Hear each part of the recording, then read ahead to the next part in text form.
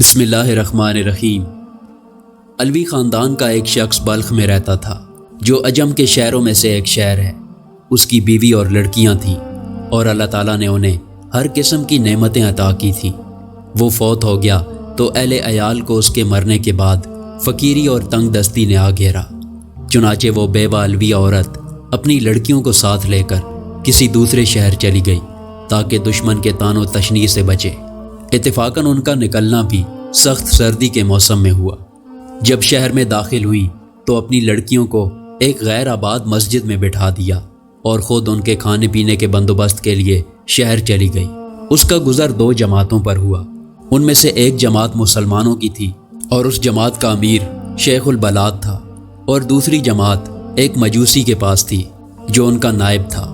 وہ پہلے مسلمان کے پاس گئی اور اس کو اپنا حال سنایا اور کہا کہ میں ایک علوی شریف خاندان کی عورت ہوں اور میرے ساتھ یتیم لڑکیاں ہیں جن کو میں نے ایک غیر آباد مسجد میں بٹھایا ہے، اور آپ سے آج کی رات کا کھانا مانگتی ہوں۔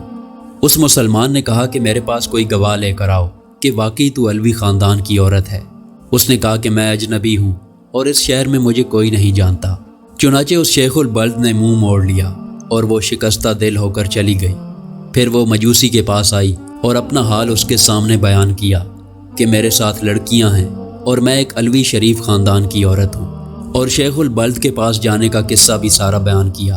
وہ مجوسی فوراً اٹھا اور اپنی عورتوں کو بھیجا کہ اس عورت کو اور اس کی لڑکیوں کو میرے مکان پر لے آؤ۔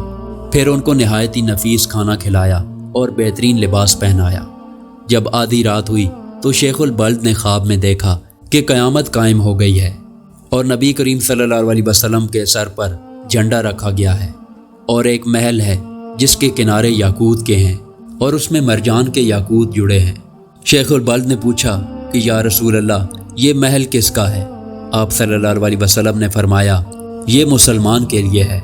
تو اس نے کہا یا رسول اللہ، میں بھی مسلمان ہوں۔ تو آپ نے فرمایا کہ میرے پاس گواہ لے کر آؤ کہ واقعی تم مسلمان ہو۔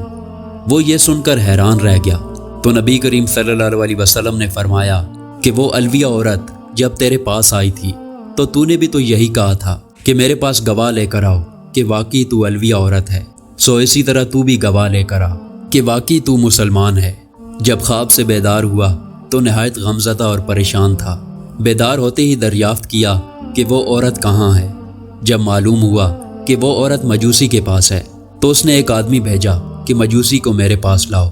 چنانچہ وہ مجوسی اس کے پاس آیا تو اس نے کہا کہ میں یہ علویہ عورت اور اس کی لڑکیاں تو اس سے مانگتا ہوں۔ اس نے کہا کہ یہ کام بہت مشکل ہے اور مجھ کو بلا شبہ بہت برکات حاصل ہوئی ہیں۔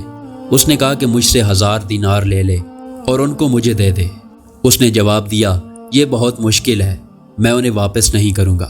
مجوسی نے کہا کہ جو چیز آپ چاہتے ہیں میں اس کا زیادہ مستحق ہوں، اور وہ محل جو آپ نے خواب میں دیکھا ہے وہ میرے لیے بنایا گیا ہے۔ کیا تم میرے سامنے اپنا اسلام ظاہر کرتے ہو؟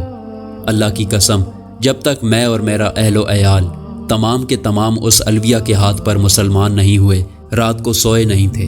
میں نے بھی خواب میں اسی طرح دیکھا تھا جس طرح تم نے دیکھا ہے، اور مجھے رسول اللہ صلی اللہ علیہ وسلم نے فرمایا کہ وہ علویہ عورت اور اس کی لڑکیاں تیرے پاس ہیں۔